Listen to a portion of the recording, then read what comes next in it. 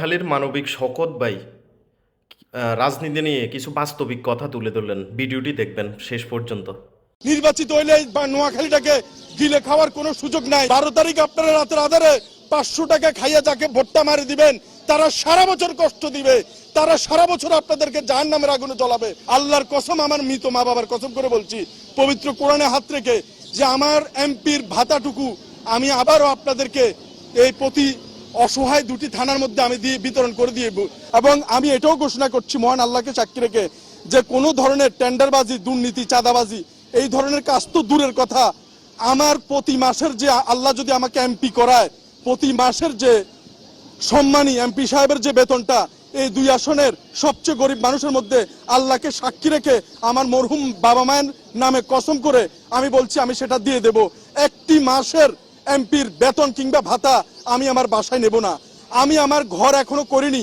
যতদিন পর্যন্ত কবিরহাট কোম্পানিগঞ্জের কোনো মানুষ গৃহহীন থাকবে, একজন এমপি হিসেবে আমি ঘর করব না।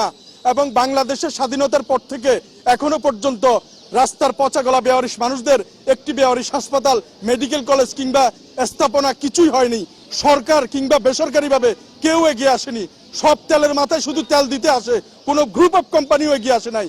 এই নোয়াখালীতে কথা দিয়ে যাচ্ছি, সংসদ থেকে পদত্যাগ করে চলে আসব, আর না হলে এই বাংলার মাটিতে বেওয়ারিশদের জন্য, সারা বাংলাদেশের বেওয়ারিশ মানুষদের জন্য একটি বেওয়ারিশ মেডিকেল কলেজ স্থাপন করে ছাড়বো ইনশাআল্লাহ। আপনারা শুধু একটু দোয়া করুন, পাশে থাকুন। আওয়ামী লীগ, জামাত, বিএনপি, জাসদ, বাসদ, এনসিপি সবাই আমার ভাই, সবাইকে আমি ভালোবাসি, কারোর সাথে আমার দ্বিমত নাই, প্রত্যেকের জন্য দোয়া করি। কিন্তু আওয়ামী লীগ, বিএনপি, জাসদ, এনসিপি কেউ যদি এই একটা আসন নাও পায়, ওনাদের কিচ্ছু আসে যায় না, তারা সংস্কার গঠন করতে পারবে। কিন্তু আমি যদি একটা আসন পাই, বাংলাদেশের সকল বেওয়ারিশ মানুষ জিতে যাবে। বাংলাদেশের সকল রিক্সাওয়ালা, ভ্যান গাড়িওয়ালা, ঠেলা গাড়িওয়ালা, তাদের একজন প্রতিনিধি, সকল প্রবাসী ভাই আপনাদের মনের কথা বলার জন্য একটা মানুষ অন্তত এই মহান সংসদে দাঁড়িয়ে কথা বলতে পারবে।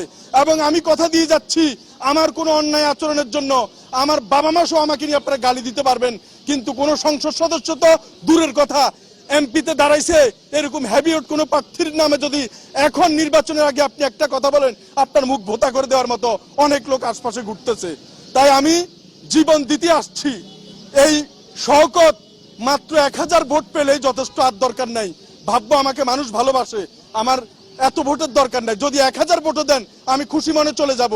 আর যদি আমাকে জয়যুক্ত আপনারা করেন, আমি আমার সর্বোচ্চ দিয়ে মহান আল্লাহকে সাক্ষী রেখে এই জেলা প্রশাসনের দরজায় দাঁড়িয়ে বলছি, একজন ভিক্ষুক এই জেলা প্রশাসনের ভিতরে সরাসরি কথা বলতে পারবে।